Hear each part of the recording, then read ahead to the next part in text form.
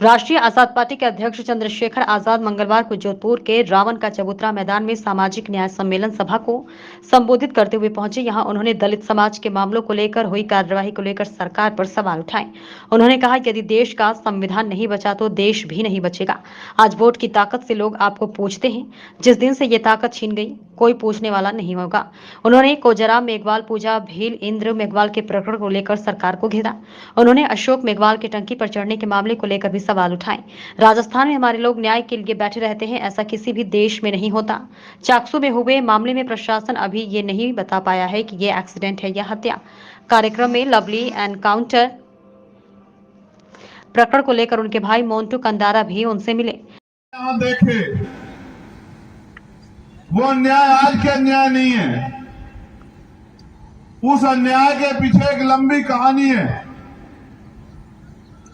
और आजाद भारत में और गुलाम भारत में इस तरह के बहुत से अन्याय हम लोगों को सहने पड़े हैं।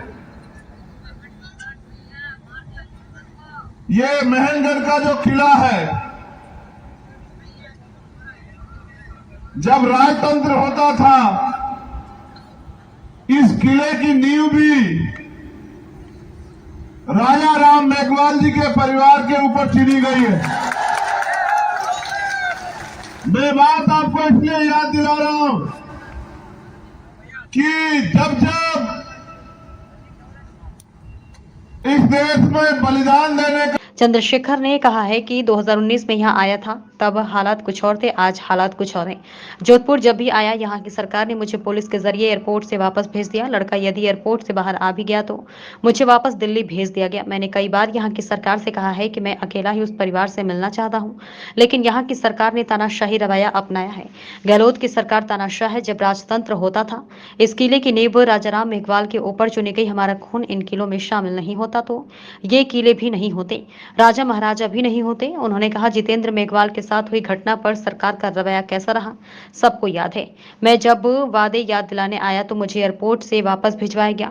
सामाजिक न्याय सम्मेलन का नाम दिया तो यहाँ के मुख्यमंत्री ने प्रोग्राम कैंसिल करने के लिए जोर लगाया। उन्होंने उपस्थित समूह को संबोधित करते हुए कहा, इंद्र मेघवाल प्रकरण में 3 बार आकर वापस गया। चौथी बार सुबह उनके घर गया तो पुलिस दौड़ पड़ी। उनके परिवार को धमकी दी गई, लेकिन सीएम तमाशा देखते रहे। आज न्याय के लिए दलित समाज के लोगों को भटकना पड़ रहा है। सबसे अपील की कि भाई तेजी से प्रोग्राम भी खत्म कर लो। पता लगा बहुत तेजी से बारिश आ जाए और हमारे लोग भीगने लग जाएं तो वो अच्छा नहीं है। हमारे लोग भीगेंगे, इससे तो दिक्कत हो जाएगी। इसलिए तेजी से अपने प्रोग्राम को खत्म कर लो।